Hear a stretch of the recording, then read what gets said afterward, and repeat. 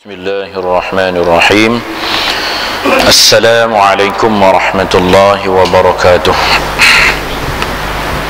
Alhamdulillah nahmaduhu wa nasta'inuhu wa nastaghfiruh wa na'udzu billahi min shururi anfusina wa min sayyiati a'malina. Man yahdihillahu fala mudilla lahu wa man yudlil fala hadiya lahu. Asyhadu an la ilaha illallah wahdahu la syarika lah wa asyhadu anna sayyidana Muhammadan abduhu wa rasuluh. Allahumma salli wa sallim ala sayyidina Muhammad al-fatih lima ughliqa wal khatim lima sabaqa nasiril haqqi bil haqq wal hadi ila siratikal mustaqim wa ala alihi wa sahbihi haqqa qadrihi wa miqdarihi al-azim. Rabbi syrah li sadri wa yassir li amri wahlul 'uqdatam min lisani yafqahu qawli. Rabbi yassir wa la tu'assir, la hawla wa la quwwata illa billahil 'aliyyil 'azim.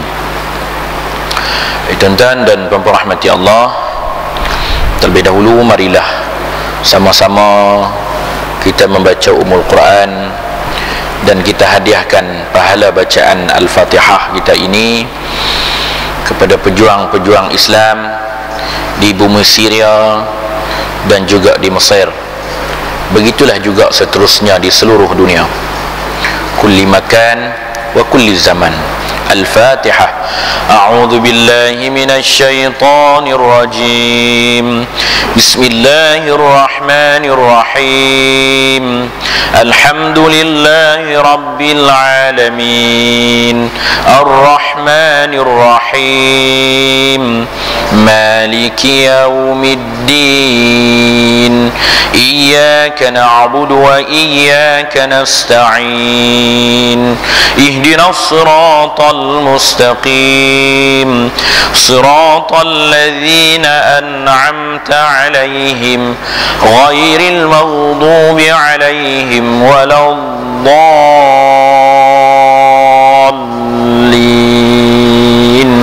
آمين.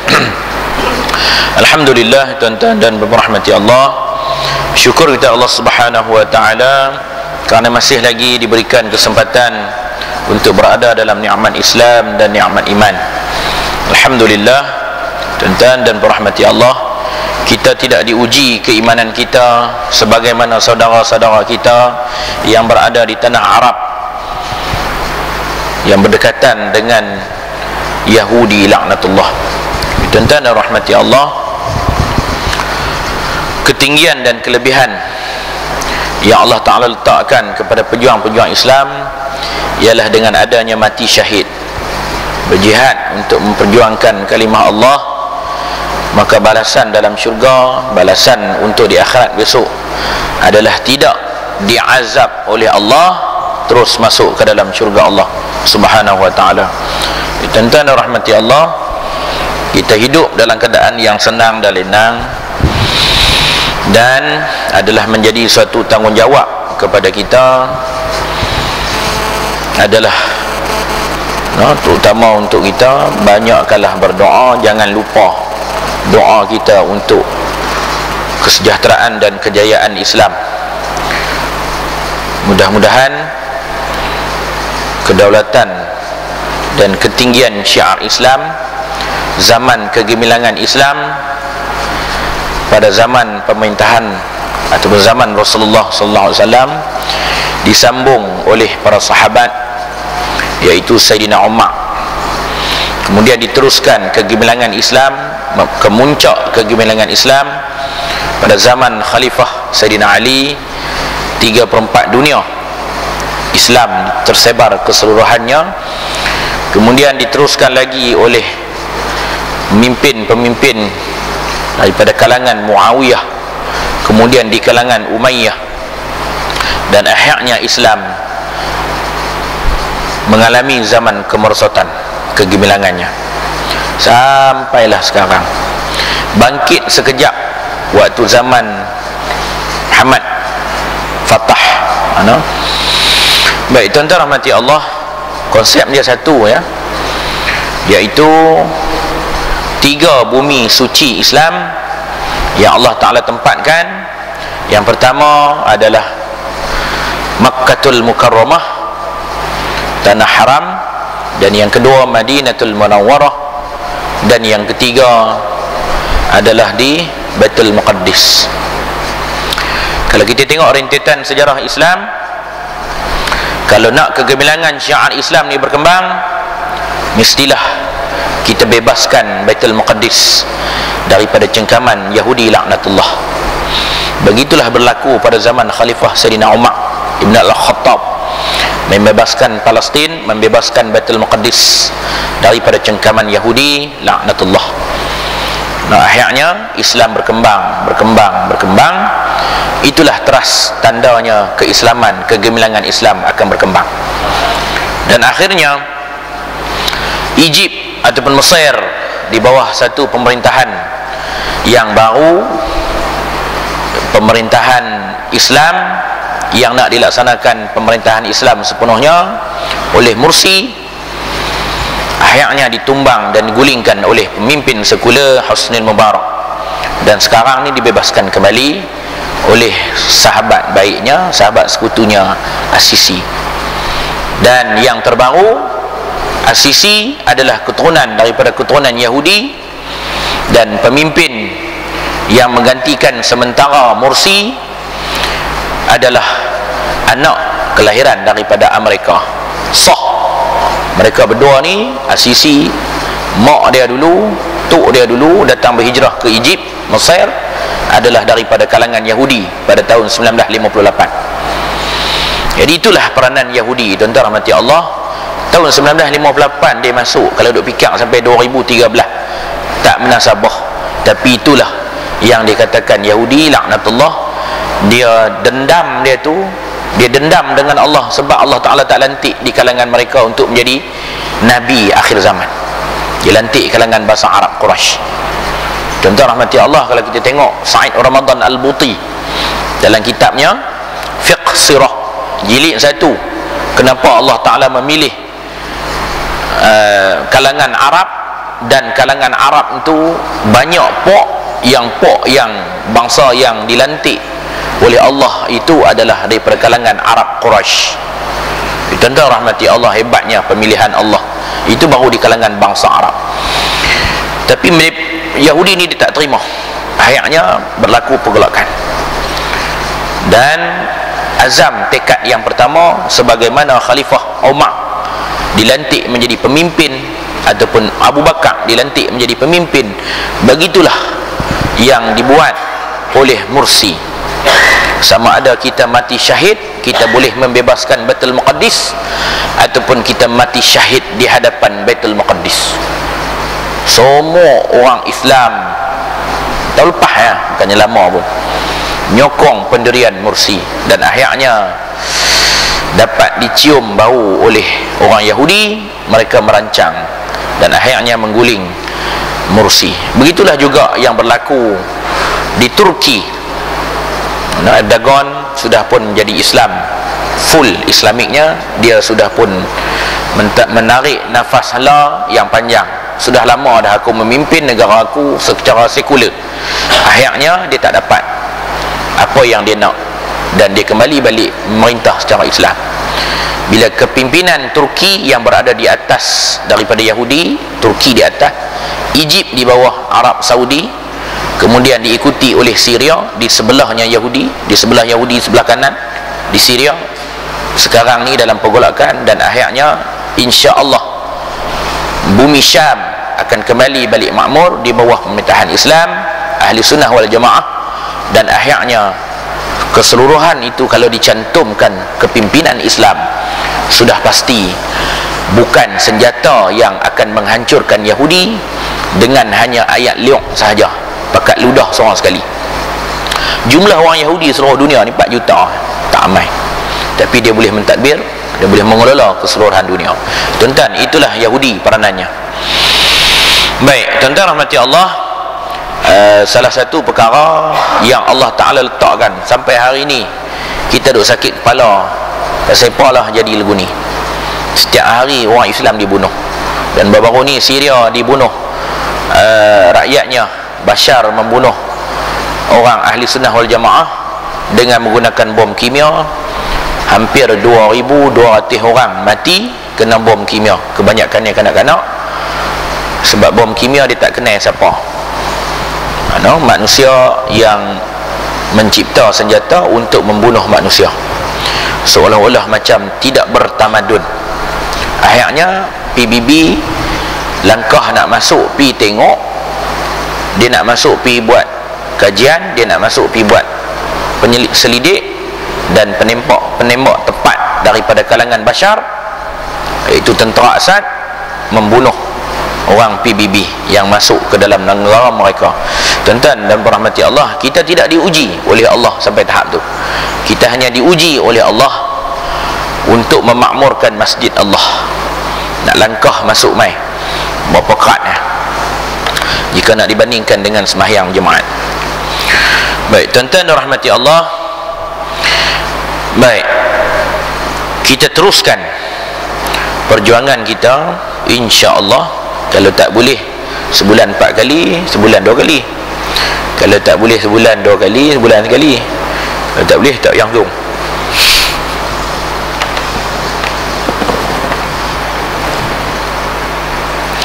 Baik, tuan-tuan rahmati Allah, akhir-akhir zaman ni, akhir-akhir ni kita jadi keliru, dikelirukan oleh Yahudi mencipta satu agama baru, iaitu Syiah. Tuan-tuan rahmati Allah, kenapa? Sebab kejahilan dalam bidang tauhid ataupun usuluddin.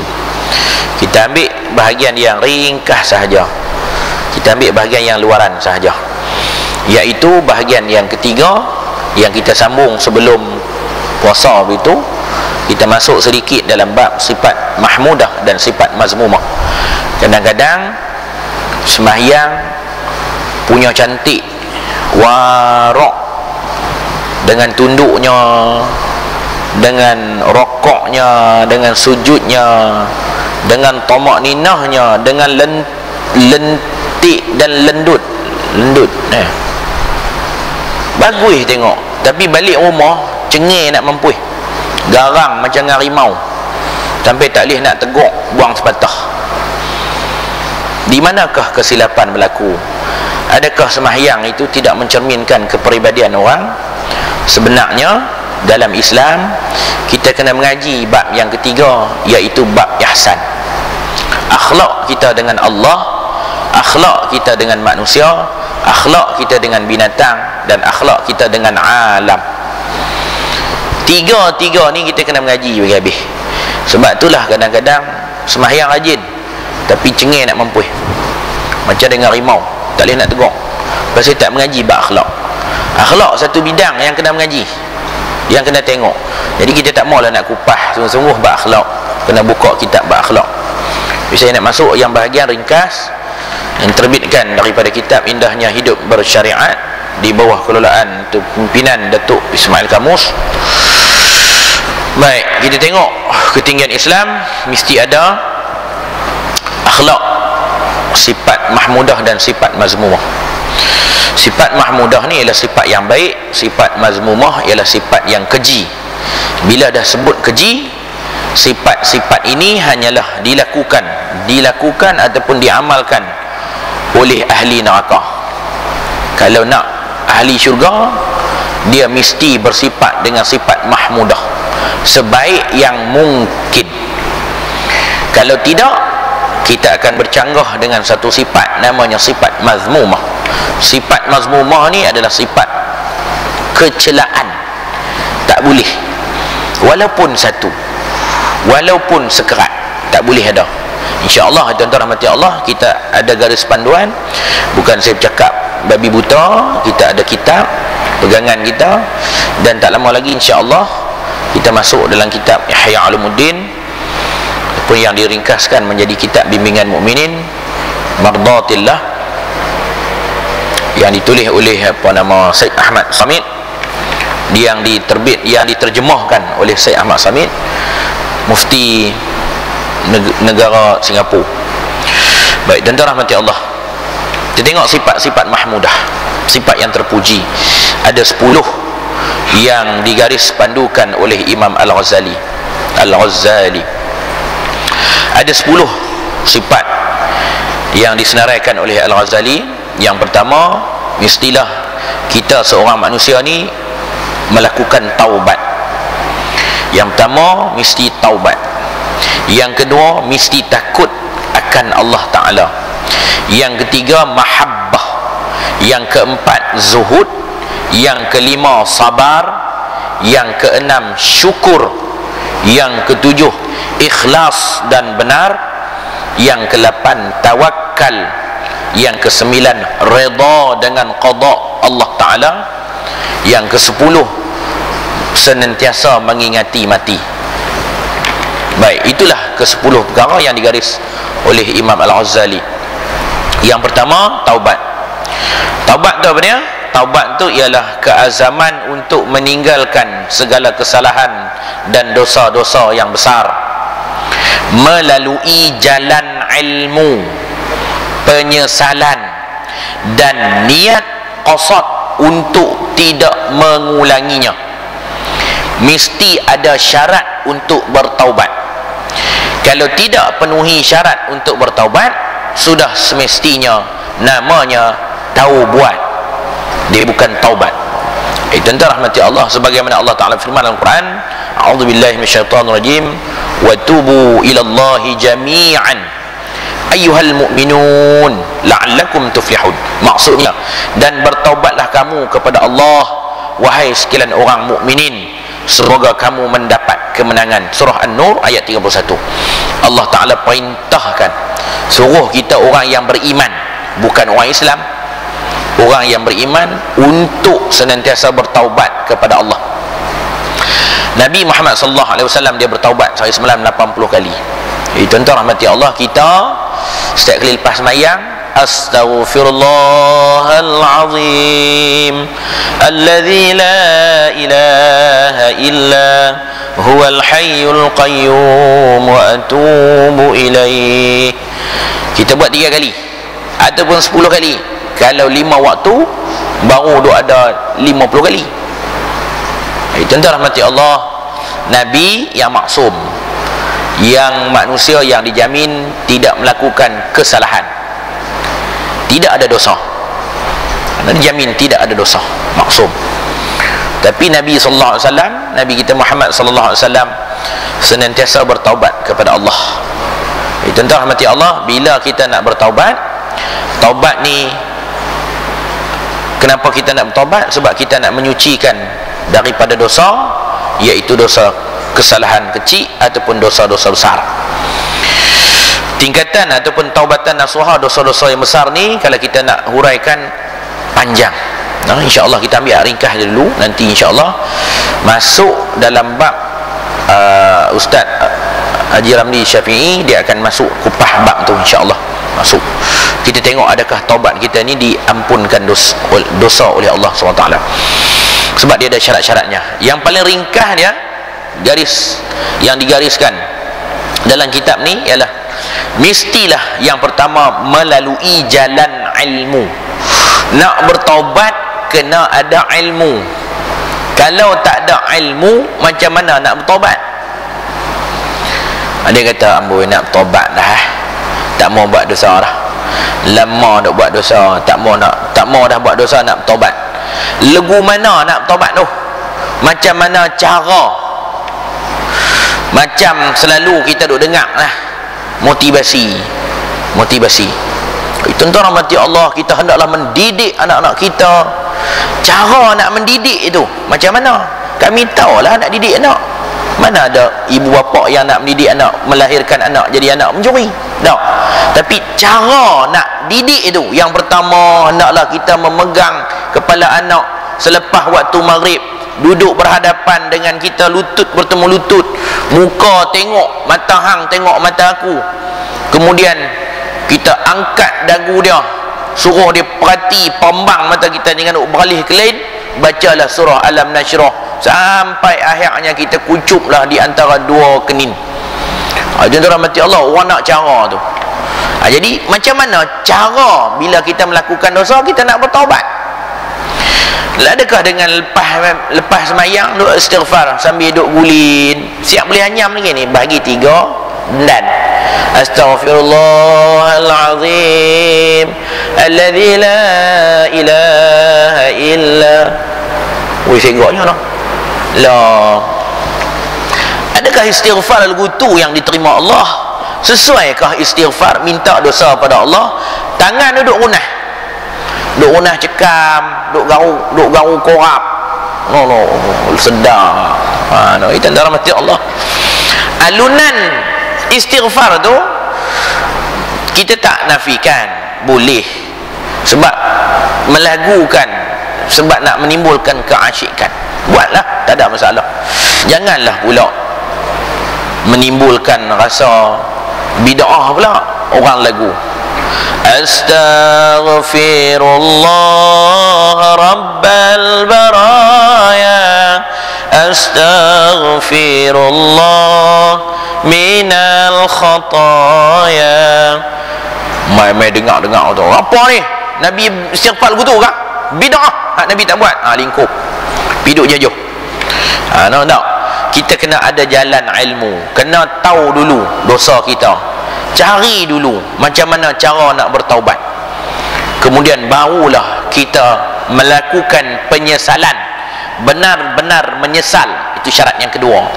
Dan niat, yakni qasad, untuk tidak mengulanginya. Bila dah kita benar-benar menyesal, kemudian kita berniat ataupun kita mengqasadkan untuk tidak mengulangi kesalahan tersebut, maka insya-Allah pintu taubat Allah Ta'ala terbuka. Sebab itulah Allah letak kalimah ayat dalam Al-Quran cukup cantik.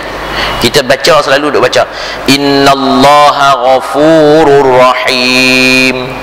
Allah letak ghafur dengan rahim. Allah letak syakur sekali lagi dengan sifat Allah ataupun asma Allah yang lain. Tapi bahagian taubat, innallaha ghafurur rahim. Sesungguhnya Allah Ta'ala itu maha ghafur, pengampun, rahim, maha penyayang. Allah Ta'ala letak nama Allah Ta'ala itu cukup cantik. Bila Allah Ta'ala bersifat dengan mengampunkan dosa kita yang cukup banyak, maka Allah Ta'ala akan menyayangi kita. Sebab orang yang senantiasa membersih dan menyucikan diri kepada Allah, yang tu Allah Ta'ala nak. Bukan dia tunggu umur 40 baru dia nak sucikan diri. Kalau sempat tak apalah, tapi kalau tak sempat, macam mana keadaan dia? Sebab tu kita kena sentiasa, kalau boleh selepas sembahyang, istighfar biar dari dalam. Jangan istighfar hanya di bibir. Istighfar sungguh. Sambil duk istighfar, duk tanya kawan, macam mana? Tak boleh. Dan tuan mati Allah. Itu ringkas. Hukum dosa kecil. Kita ada dosa besar, kita ada dosa kecil. Dosa kecil ni digugurkan oleh Allah Ta'ala. Mudah. Kita buat sebarang perintah Allah, kita semayang sunat, sujud, gugur dosa kecil. Kita ambil semayang, ambil yang semayang dengan sempurna. Sempurna ni, sempurna artinya macam mana kita tengok dulu, kita bincang dulu, bukan dalam arti kata mengajak dulu dah. Siapalah saya mengajak? No, tak boleh, tak sesuai, tak padan. Kita tengok had muka, kita ambil ayat semayang bagi sempurna elok, basuh dengan suci elok, maka segala dosa yang ada pada wajah yang berimpun panca indera yang banyak lebih daripada hak lain. Hak lain ni Allah Ta'ala bagi tangan, jari, tapi muka ni ada mata satu, ada hidung, ada mulut, ada lidah, ada telinga, ada kulit muka. Tuan-tuan rahmati Allah, banyak benda yang akan berlaku dosa pada bahagian kepala. Basuhlah bagi cantik. Apabila kita basuh, maka gugurlah dosa kecil.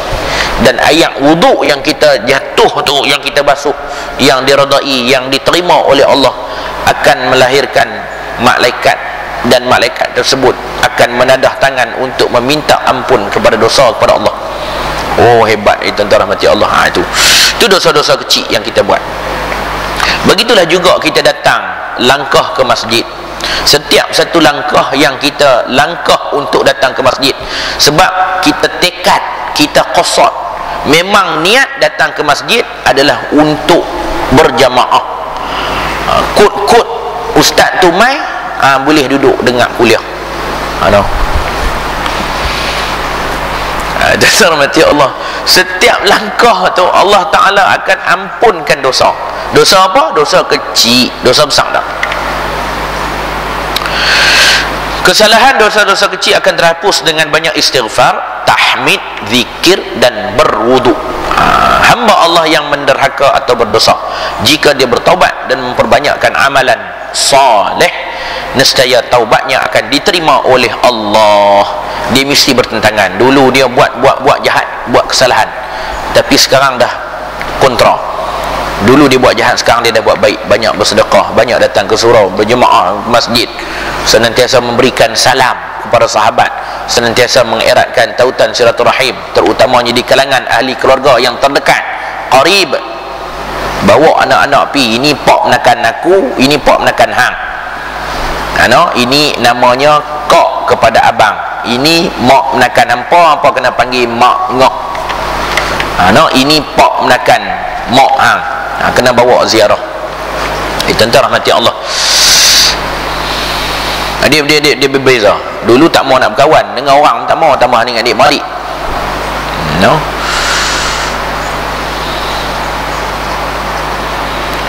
Duduk atas dunia pun tak mau berkawan, tambahlah duduk dalam kubur. Duduk kubur ke ada kawan. Duduk dalam kubur tak kawan. Nak berkawan ni di atas dunia. Tapi ada juga perangai manusia tak mau kawan. Dia tak mau kawan. Dia tak mau kawan sungguh. Contoh rahmati Allah, masa saya duduk di mula nak murung. Bukan nak murung, cerita betul ya, tapi tak boleh nak abang lah di mana. Dia banyak duit pun buat pinjaman. Oleh kerana gaji dia tebal, pinjam banyak. Buat dalam rumah, buat dalam kampung.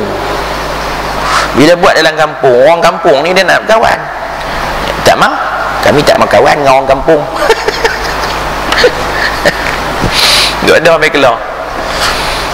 Dia buat rumah besar, rumah tepi jalan. Dalam tanah dia tu melintang jalan orang kampung. Orang kampung biasalah, dia buka jalan, dia kan kira tanah orang. Tengah-tengah jalan, tengah-tengah tanah. Jadi bila dia beli tanah tu, dia tutup buang jalan. Dia tutup jalan, dia pergi report polis. Angai uduh. Duduk dalam kampung, tak mau berkawan. Dia tutup jalan, dia buka jalan kat tepi pagar dia. Memang tak lepas lah, corner kereta tak lepas. Dia buka nasib baik, saya buka juga. Dia kata, kalau saya tak buka langsung, pilah berbincang untuk mulu, pi orang kampung, pi sembang elok-elok. Sebab dia orang profesional, sembang dengan dia elok-elok. Lama dah kami duk buka ni, hang tukar lah tanah ni siapa pun, tanah orang tutup, payah. Semua orang lagu ni duduk dalam kampung. Dia kata, pakcik, bukan setakat jalan, sungai sekalipun saya akan alih. Ni tanah saya. Baliklah orang kampung. Buat ke mana orang kampung. Akhirnya sampai keluar ni, masa saya duduk di Australia dulu. Kalau Ustaz Ramli dia kata di negara antah berantah. Negara atas angin. Pasir berdengung. Akhirnya dia tak boleh nak duduk lah di rumah tu. Rumah tu besar saja, tak boleh nak duduk. Bukan orang buat apa pun, tak buat. Tak boleh nak duduk. Memang tak boleh nak duduk. Duduk buka mai, buka lampu lah, keluar. Pindah sewa rumah pula.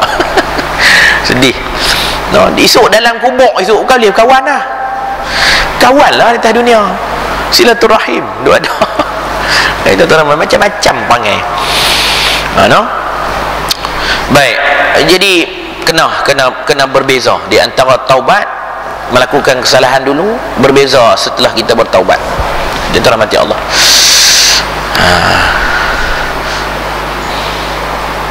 Tu ayah kita pergi rumah ziarah, rumah adik-beradik, nak sambung silaturahim. Tapi tata cara dalam Islam syariat kena ikut lah. Jangan duk main salam.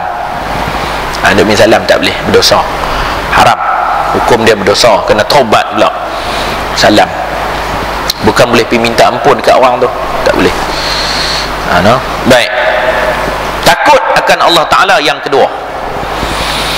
Apabila seseorang Muslim itu mengenali zat Allah melalui mengenal sifat-sifat Allah, kita nak kenal zat Allah, kena kenal dulu sifat Allah, maksud dia.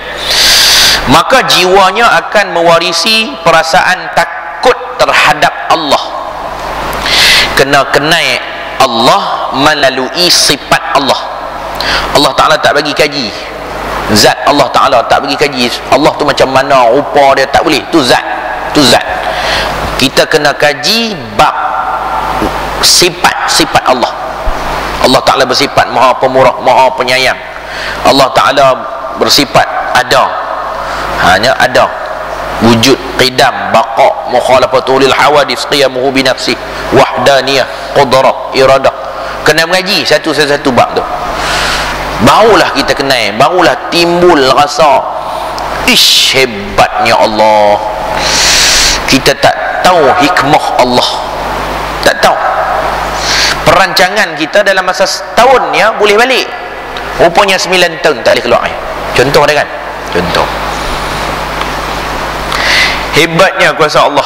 Kita tahu satu hari bulan 9 keluar kurang. Itu semua kuasa Allah. Kita rancang, kita rancang, tengok sakit kita, pi KMC, pi hospital, pi pakar, beribu habis. Rupa-rupanya ada orang boleh berubat di kampung lah. Balik-balik mai, la ilaha illallah, lega. 6 tahun saya menanggung derita, dia sakit tulang belakang, tak boleh nak berubat. Mana boleh operation tulang belakang nak tarik, tak boleh, melainkan bermurut ya.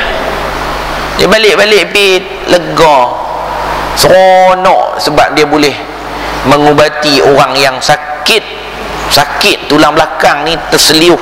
Setiap satu tulang tu ada 32, semua tulang tu dia terangkat, dia tak masuk dalam sendi, dia terangkat, semua terangkat. Dia nak bergerak payah, sakit sepanjang sebab sakit tulang belakang. Rupa-rupanya ada, lega. Sebab dia mencari iradah Allah. Allah Ta'ala menentukan kita ni berdasarkan kepada usaha. Dia tak berputus asa, cari ubat. Akhirnya Nabi SAW dah bersabda, likulli dawa'in dawa'ilal maut, setiap penyakit itu ada ubat melainkan mati. Akhirnya dia bertemu, sebab dia yakin dengan konsep qudrah Allah, yakin dengan sifat-sifat Allah. Akhirnya ditemui. Itu satu contoh dengan diri kita juga. Dan tuan rahmati Allah, macam-macam. Kita hiduplah lama atas dunia ni, Allah Ta'ala tentukan. Kadang kita rancang tak jadi, sebab semua itu ketentuan Allah. Timbul rasa gerun, rasa takut dengan Allah Subhanahu Wa Ta'ala. Sekali dia datang saja, habis binasa semua orang. Allah Subhanahu Wa Ta'ala maha berkuasa. Dengan adanya perasaan takut terhadap Allah ini akan membantu seseorang Muslim atau mukmin itu melipat gandakan amalan salih dan meninggalkan segala perbuatan yang dimurkainya. Kita yakin adanya CCTV, adanya rakaman yang tidak akan terputus. Rakaman camcorder ni, dia ada hadnya, akhirnya dia habis. Tapi rakaman daripada Allah, daripada sejak kita lahir sampailah kita mati, semuanya akan diulang tayang balik, sama ada kita buat baik ataupun kita buat jahat, termasuk dalam niat di hati. Semuanya tetap pampang balik, dihadapkan di hadapan kita. Kita tengok balik perbuatan kita masa kita hidup di dunia dulu. Bila dah kita yakin dalam konsep tersebut, adanya raqib dan atid, sudah pasti kita tidak akan mampu untuk melakukan maksiat, untuk melanggar, ingkar akan perintah Allah. Dia tunduk dan patuh setiap arahan yang Allah Ta'ala letakkan, iaitu perlembagaan orang Islam ialah Al-Quran. Setiap satu huruf, kalau ditolak satu huruf, akidahnya akan rosak, maka dia akan kena terima, wajib terima. Kalau dia ada keimanan yang tinggi dan bersifat dengan sifat mahmudah, sudah pasti dia akan meredai dan menerima segala arahan dan perintah Allah, dan takut untuk nak melanggar walaupun satu ayat. Yang ketiga, mahabbah, kasih akan Allah Ta'ala itu dipuji oleh syarak dan dimuliakan oleh Rasulullah SAW. Qul in kuntum tuhibbuna Allah fattabi'uni yuhibbukum Allah wa yaghfir lakum dhunubakum wallahu ghafurur rahim. Maksudnya, jika kamu benar-benar mencintai Allah, ikutilah aku, nescaya Allah mengasihi dan mengampuni dosa-dosamu. Allah Maha Pengampun lagi Maha Penyayang. Allah Ta'ala, kalau kita kasih akan Allah, maka Allah akan kasih kepada kita, sebab dia memang namanya mahabbah. Kalau kita kasih kepada Allah, Allah akan kasih kepada kita, lebih dekat daripada kita. Kalau kita senantiasa mengingati Allah, maka Allah Ta'ala akan lapangkan masa untuk kita, sebab kita lapangkan masa untuk Allah. Nak boleh langkah main masuk masjid, main jemaah. Ini kalau main ni tak boleh tengok Doraemon. Dia lapangkan masa untuk bertemu dengan Allah, sebab ini adalah Baitullah, rumah Allah. Dia lapangkan. Akhirnya Allah Ta'ala akan lapangkan pemikirannya. Dia berasa tenang. Ketenangan tu tak diperolehi melainkan atas keizinan Allah, sebab Allah Ta'ala bersifat ataupun memiliki asma'nya dengan As-Salam. Apa maksud As-Salam? Kesejahteraan, keamanan, kedamaian, ketenteraman. Kedamaian, ketenteraman, keamanan adalah milik Allah. Kalau Allah Ta'ala tak bagi, tak tenteram. Tak payah duk otak ke mana pun, buatlah program apapun, tak akan tenteram. Kalau sifat Allah Ta'ala yang bersifat dengan As-Salam, sudah pasti kesejahteraan tidak akan perolehi. Sejahteraan milik Allah. Dalam sebuah hadis yang panjang, saya bawa maksudnya sahaja. Ketika mana baginda Rasulullah sallallahu alaihi wasallam sedang menyampaikan kuliah, datang 3 orang lelaki. Sekejap dia masuk kata aku ada. Ni waktu kuliah Rasulullah dulu ni, datang 3 orang lelaki masuk kuliah Rasulullah dulu. Padat Rasulullah tengok 3 orang main sambil dia berkuliah. Dia tak tengok pun dia tahu. Sebab itu kelebihan Nabi, mukjizat. Nabi dia semayang di depan. Sebelum dia nak angkat takbiratul ihram, dia membetulkan saf yang kedua di belakang Nabi tanpa menoleh ke belakang. Barisan yang kedua, saf yang kedua betulkan. Saf, ada lagi saf yang tak betul. Orang terkejut sebab Nabi tak perlu toleh ke belakang untuk melihat. Dari depan lagi dia dah nampak gambaran. Itu kelebihan. Nabi SAW melihat kelakuan 3 orang yang masuk mai ketika Nabi SAW berkuliah mengajar. Yang seorang masuk mai tengok penuh, dia pun nyah balik. Yang seorang mai duk intai, tang mana kosong aku nak duduk tau. Dan yang ketiga, dia terus masuk duduk. Habis selesai kuliah, Nabi Muhammad SAW menerangkan, ada 3 orang tadi yang masuk, seorang dia tidak hadir diri dia untuk bertemu dengan Allah, dia malu, maka Allah Ta'ala tak sudi menerimanya, terus dia balik. Dia kata penuh dah, main buat apa? Dia tentang rahmati Allah. Pada waktu tu penuh. Kita main-main masuk. Kalau waktu zaman kita lah ni lah, main-main masuk, tak ada orang pun masuk apa. Patutlah orang tak main. Dia kata ustaz hitam. Ini bukan Rasulullah dulu ni. Contoh dia tentang rahmati Allah. Main masuk tengok, oh penuh. Bila dia tak nak lapangkan diri dia untuk Allah, Allah tak sudi terima dia, dia balik. Ni orang hak pertama tadi Nabi kata. Yang kedua, dia masuk dia mengintai-ngintai sebab dia malu dengan Allah, maka Allah Ta'ala malu kepadanya. Dia duduk cari. Ada nak boleh tahu pergi gesok kat kawan tu buat merah. Dan orang yang ketiga, Allah Ta'ala terima dia sebagai tetamu Allah. Sebab dia lapangkan masa dia untuk Allah. Dia datang, dia main duduk, dia dapat kelapangan. Allah Ta'ala akan lapangkan dia yang dikatakan Allah Ta'ala ni. Sampai tahap tu kita tak boleh nak menggunakan logik akal fikiran. Kalau dah padat, mana mungkin kita boleh duduk. Begitulah juga dengan jemaah haji. Kalau dah padat sampai jutaan orang, mana mungkin kita nak mencelah? Tak.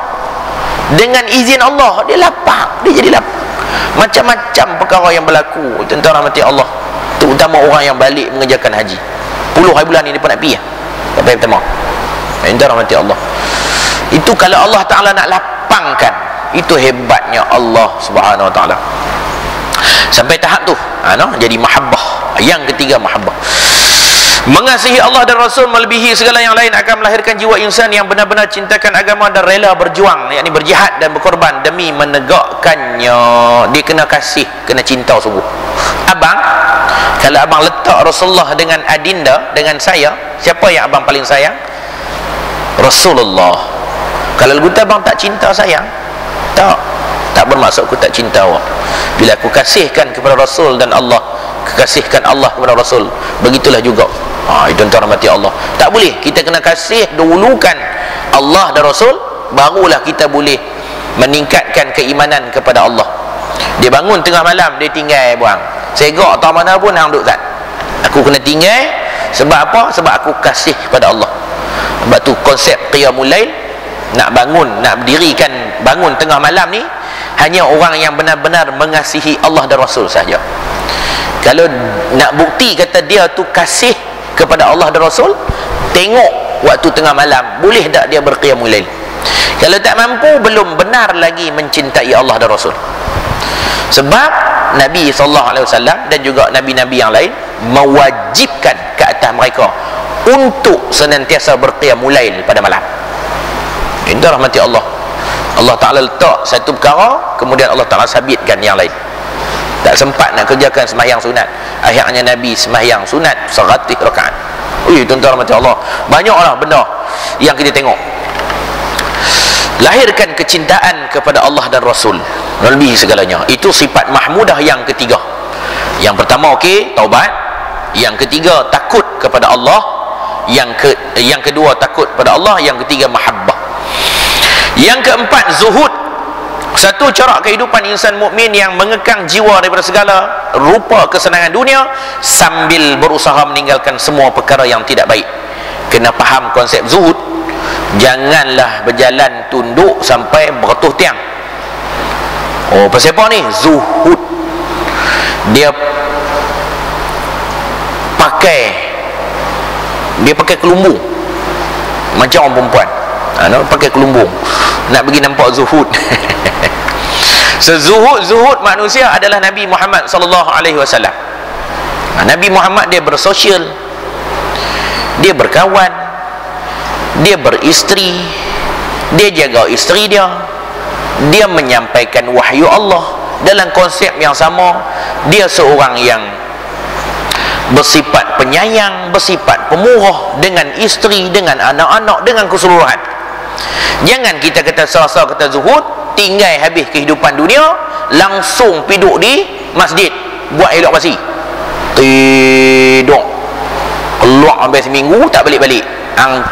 Pandai-pandai lah cari makan. Allah Ta'ala kan ada lingkup. Konsep tu salah.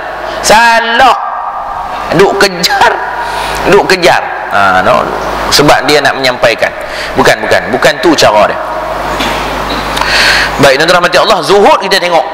Zuhud ialah satu corak kehidupan insan mukmin, corak kehidupan manusia yang beriman, yang mengekang jiwanya, dia tahan sungguh jiwanya daripada segala rupa kesenangan dunia sambil berusaha meninggalkan semua perkara yang tak baik. Kesenangan dunia, kadang-kadang kita rasa takut. Langkah masuk dalam rumah, apa yang tak ada? Semua ada. Balik tengok, set sofa 4,500, 18 kali bayang, contoh je lah. dah beli cash murah, 4,000. Masuk pula dalam bilik, sebelum nak masuk ada tirai tu lebih mahal daripada kelambu Mekah. Last sekali kita berasa takut apa? Takut nak mati, takut nak tu. Kita takut yang tu. Bila kita duduk dalam kesenangan, tak pernah rasa susah, kita rasa takut nak mati, sayang nak mati. Aku tinggal lah ke semua ni kalau mati esok ya. Sayang. Balik pula tengok mem, segoknya tinggal sayang. Tak boleh. Dia kena zuhud. Dia kena jangan sangat kesenangan dunia ni ala kadar ya. Jangan. Bukan dia tak bagi, boleh. Tapi keimanan kita macam saya lah, tak duduk dapat datang dari mana tahu, balik rumah tengok isteri tunjuk duit banyak. Mik mana ni? Kekok lah tak siapa-siapa tu minta. Contoh ni kan banyak. Lupa diri dandan. Tak boleh. Kadang-kadang kita sihat lama, Allah Ta'ala bagi sakit. Dia bagi sakit sebab Allah Ta'ala kasih kepada kita, sayang. Dia bagi. Dia nak mengingati kita. Lama dah hidup senang, bila bagi sakit, rasa sakit. Tu sifat yang keempat, zuhud. Kebahagiaan, kesenangan dunia ni bukannya kekal, sekejap saja. Pejam mata esok habis ke semua yang tinggal. Bini segak tinggal, duit tinggal, harta tinggal, kereta besar tinggal, semua tinggal belakang. Yang ada pada kita hanyalah 7 helai, 5 helai ataupun 7 helai yang dikapankan. Masuk tu pun reput, masuk di dalam tinggal, duduk seorang-seorang dalam tu. Dipijak pula tu masuk tanam, hentak pula dengan cangkui, gum. Tak nak mati orang tua ni pun lambat lah dia. Setengah lah ni anak-anak di Afrika. Tuan-tuan rahmati Allah, akhirnya kita tinggal ke semua. Kawan kita pun mati juga waktu dia hantar mengunjung. Mati juga hang pun. Kawan kita duk kawan baik mati juga sebelah, hang pun mati juga. Kubur sebelah pula tu sembang daripada contoh lah kan. Ni tak ada. Macam mana orang atas? Tak usah duk cerita. Aku nak tanya satu lah, janda aku pun dah orang kebas dah. Habis dah tuan-tuan. Tak ada, habis semua. Yang ada hanyalah apa yang kita bawa, yang kita hidup di atas dunia ni. Kesenangan yang kita nak atas dunia ni habis semua kita tinggal, melainkan apa yang ada, iaitu bekalan. In qata'a amaluhu illa min salasin. Terputuslah amalan anak Adam itu melainkan 4 perkara. Itu saja yang akan dibawa masuk ke dalam neraka dan masuk dalam kubur. Jadi ada tanda-tanda kezuhudan pada seseorang. Kita pun tengok ni. Yang pertama, yang kedua, yang tiga. Aku tu. Takjub pula. Tanda-tanda kita zuhud termasuk dalam golongan orang yang bersifat dengan sifat mahmudah. Tanda-tanda yang pertama ialah tidak terlalu gembira apabila mendapat sesuatu. Dia dapat sesuatu perkara, dia tak seronok sangat, dia tak tunjuk kegembiraan, dia tak terlampau, tak terlalu gembira, dan tidak pula terlalu sedih apabila kehilangan sesuatu. Relax, di jenis low profile, relax, tenang. Itu yang pertama. Ni ditimpa sesuatu, Allah Ta'ala qadakkan sesuatu, tak tahan ni, pasal apa ni, Allah Ta'ala ni tak tahu ke? Dia mula tak boleh. Dia terimalah kesenangan pun, relax, duduk macam tu, tenang. Ya ke? Alhamdulillah. Amai nampak segak hari ni, tahu tak apa, lingkup tuan-tuan. Alhamdulillah, segala puji itu bagi Allah, bukan layak aku dipuji. Baik. Yang kedua, senantiasa memandang sama kepada orang yang memuji dan mencela. Sudah, yang ni fail. Memang payah hari ni. Orang puji, segak hari ni, memanglah pakai baju baru, nama pun raya. Kita pun habaq sebab orang puji. Cuba orang kata, hang nampak tua lah, patutlah semua orang panggil pakcik kan, seorang pun tak panggil abang. Memang layak hang tua. Cuba orang keji tengok, marah ni, hang nampak tak jalan keluar, Sebelum aku habaq jalan keluar, biar keluar, sepak keluar. Marah. Memang marah. No, kalau orang mencela. Tak. Kadang-kadang orang main tegur kita. Orang main tegur tu adalah utusan daripada Allah. Tak boleh ni, dosa ni apa yang buat lagu ni? Pelik lah hang. Alhamdulillah, mai tegur saya. Kalau tidak, saya tak tahu kata saya salah. Alhamdulillah. Macam guru usang, macam fikir, macam pentadbir, dalam mesyuarat dia tegur. Jadi cikgu masuk dalam kelas bagi awal. Alhamdulillah, memperingati diri saya. Sebagai cikgu kadang-kadang terlewat masuk. Contoh, dia boleh terima. Bukan guru usang tu celah tak, tegur. Tapi susah orang nak terima. Dia dulu sebelum rosak macam tu. Boleh kata tu.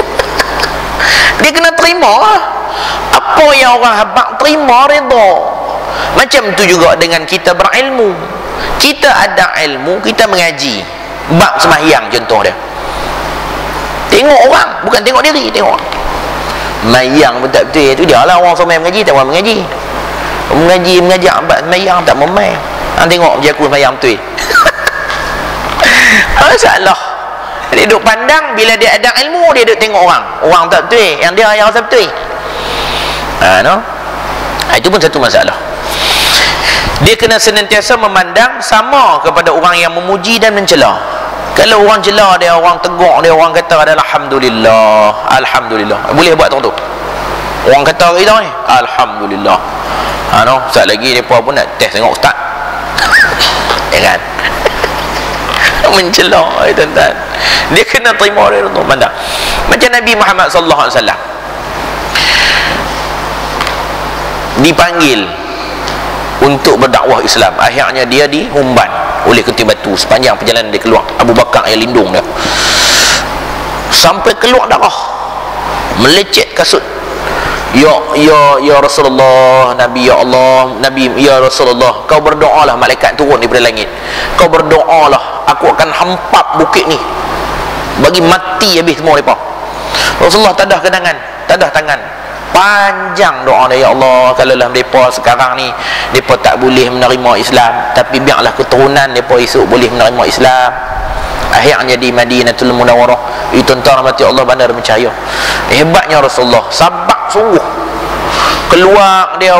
Dia keluar saja daripada rumah dia, pijak tu kenalah duri. Kena duri sebab ditanam di dalam pasir. Berdarah kaki dia, nak keluar berdakwah. Pop nakan dia juga, yang kuajak ni mak nakan dia. Ratu cantik, isteri pada Abu Lahab. Wa mar'atuhu hammalatal hatab. Isteri Abu Lahab tu apa nama, tak ingat nama. Dia adalah ratu cantik waktu tu. Ratu cantik di Mekah, isteri Abu Lahab. Pangai isteri dia lalu tu jahat, pop nakan, jahat. Tuan-tuan rahmati Allah, kadang-kadang orang luar ni boleh bagi kat kita support, kadang-kadang yang adik-beradik ni tak boleh. Tuan-tuan rahmati Allah, itu konsep. Akhirnya Rasulullah SAW dia bersabar. Dia sabar. Kesabaran Nabi Muhammad SAW diuji oleh Allah dengan kesabaran yang tinggi. Kalau kita rasa kita sabar setakat mana yang kita mampu sabar, Allah Ta'ala tak akan bagi ujian setakat mana yang kita mampu. Allah Ta'ala bagi ujian setakat mana yang kita mampu saja. Akhirnya sembuh penyakit, sebab kita tak mampu diuji oleh Allah. Setakat tu saja. Yang ketiga, tu tanda-tanda zuhud. Yang tiga, senantiasa berasa tenang ketika beribadat dan hati sentiasa terdorong untuk membuat amal ketaatan. Hati rasa tenang dalam beribadat. Dia masuk main dalam masjid, main yang jemaat, dia rasa tenang. Nak main awal, langkah main boleh bersalawat atas Nabi Muhammad sallallahu alaihi wasallam. Bersalawat kata junjungan besar Nabi Muhammad sallallahu alaihi wasallam pada hari Jumaat. Kalau dalam bulan puasa ni penuh dengan keberkatan, dah habis dah puasa, masuk tinggallah hari Jumaat. Dia main awal selawat ke atas Nabi Muhammad sallallahu alaihi wasallam, duduk beriktikaf. Kenapa orang boleh duduk beriktikaf, duduk lama dalam masjid? Pasal hatinya sudah senantiasa terpaut dengan Allah. Dia dah rasa ketenangan, dia dah perolehi kedamaian, dia dah perolehi kesedapan dalam beribadat.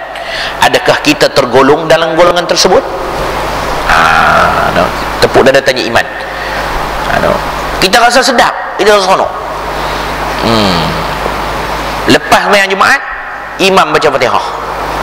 Kena pula imam hak lain, dia tak baca Fatihah. Dia baca Qul Huwallahu Ahad, Fatihah 7 kali, Qul Huwallahu Ahad 7 kali, Falaq 7 kali, Qul A'udzu 7 kali. Tak pernah buat ni. Tak pernah buat ni, mangkit semua. Contoh dia lah, bukan di masjid ni, Masjid Al-Troliyah. Tuan-tuan rahmati Allah, dia tak boleh nak duduk. Tak boleh nak duduk. Lepas salam tu, dia kata nak tuah. Dia bangsa belengah pungkuk, potong. Tak boleh, tuan-tuan rahmati Allah. Dia ibadat dia kena bagi selesa. Itu tanda-tanda kezuhudan. Dia bangsa syok. Macam mana nak bagi rasa syok ibadat ni? Kena buang lugu dosa-dosa. Macam mana cara nak buang dosa? Bangun tengah malam beribadah, banyakkan berzikir di tengah malam. Memang Allah Ta'ala suka sangat orang yang bangun tengah malam, sebab dia mampu untuk bangun. Yang pertama. Yang kedua, tak ada orang lain yang dia nak habaq. Kalau dia main surau dengan jubah dia, dengan sorban dia, orang nampak aku ya. Ada bahasa kemegahan. Sedikit terdetik hati, habis hancur amalan badan. Tapi dia bangun tengah malam, tak ada siapa tahu. Dia bangun dengan Allah, istighfar kepada Allah, bangun sembahyang sunat taubat di hadapan Allah. Allah Ta'ala akan ampunkan segala dosanya. Itu tanda kezuhudan, sebab dia rasa seronok untuk beribadat kepada Allah.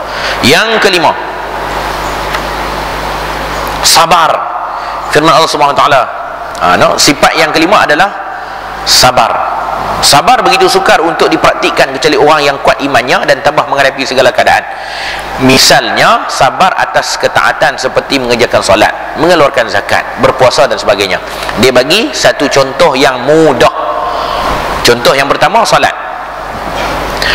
Puasa daripada terbit matahari sampai terbenam, daripada masuk waktu subuh sampailah masuk waktu maghrib. Puasa. Orang boleh sabar puasa. Tapi sembahyang 5 minit susah nak sabar.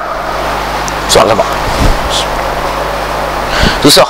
Hati nak kontrol dalam sembahyang susah. Memang sebab dia memerlukan kesabaran. Fastabir 'alaiha wa'mur ahlaka bisalah fastabir 'alaiha. Kita kena sabar dalam sembahyang. Memang kena sabar. Sampai Allah Ta'ala dah habaq dalam Quran, wa'mur ahlaka bisalah fastabir 'alaiha. Sabarlah ke atasnya, atas mayang. Sabar sungguh mayang. Kalau tak sabar, tak boleh tak boleh duduk tunggu. Tambah sembahyang 8 rakaat dengan 20. Habis 8 ya, nyoh yang 20 pintu ke depan. Tuan-tuan rahmati Allah, bukan senang. Sabar dalam bab sembahyang. Seterusnya,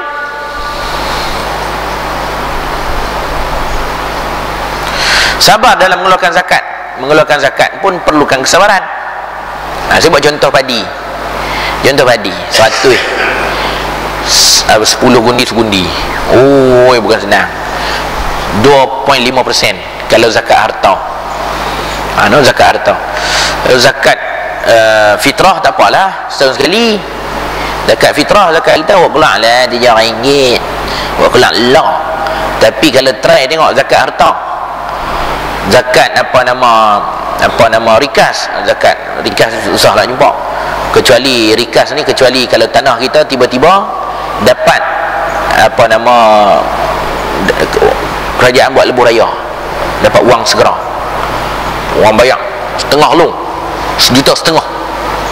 Duit tu duit kena bayar, duit segera, jangan tunggu haul.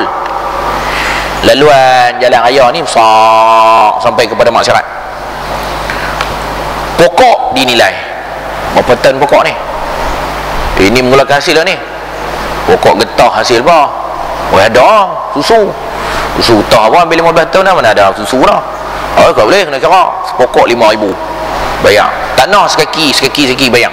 Jumlah duit dapat 15,000, 30,000, 28,000. Kena buat keluar zakat segera, jangan tunggu setahun. Yang tu wang runtuh, kena segera. Waktu aku tak ada duit dulu, hampa tak bagi pun. Bila ada duit nak minta pula. Bukan senang nak buat keluar zakat. Keluar zakat bukan senang, kena sabar. Perintah Allah wajib mengeluarkan zakat. Keluar. Telan ni elok keluar. Itu entah mati Allah. Itu segera. Zakat padi tu buat 10 relung. 10 relung bukan macam dulu. 10 relung lah. Dulu boleh lah dapat berapa belas gundi lah. Lah serelung, Masya Allah, 25 gundi. Segundi jatuh dengan RM180. Kali tengok dengan 10-20 gundi, berapa ribu? Boleh pi kat 2,500, 2,800. Kebiasaan orang dapat 1,800. Tolong 2,500 pernah dapat. Jarang-jarang. Musim lah orang akan dapat 2,500, 2,800 serelung. Kena 5 relung, kena 10 relung. Duit berkepuk. Duit senyap, tapi cuba hilang. Riuh sembung, duit orang curi ya, duit orang curi. Masa ada duit ada habaq kau. Masa hilang sekampung dia habaq. Dia canang tolong buat main ajak nak jat kan. Ni dapat dia curi tau. Dah dapat balik duit tu senyap. Tanya dia dapat balik duit. Habis dah pun. Dia rahmati Allah. Kena sabar. Mengeluarkan zakat ni memang susah.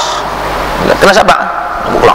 Berpuasa menguji kesabaran dan sebagainya. Di samping itu sabar dalam menjauhi maksiat juga diutamakan, seperti menjauhi sifat sombong.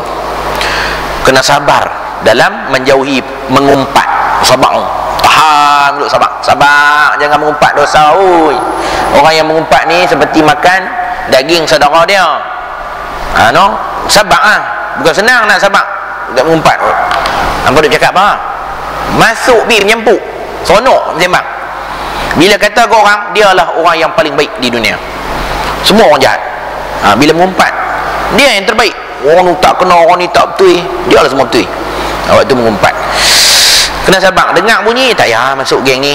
Ini geng ratah daging saudara dia. Bercakap yang sia-sia dan lain-lain. Jangan nak cakap banyak-banyak. Banyak bercakap, banyaklah dosa. Lebih baik uskut. Lebih baik kita diam. Yang tu memang Nabi SAW suruh. Walaupun diam. Syekh Nuruddin Al-Bajari,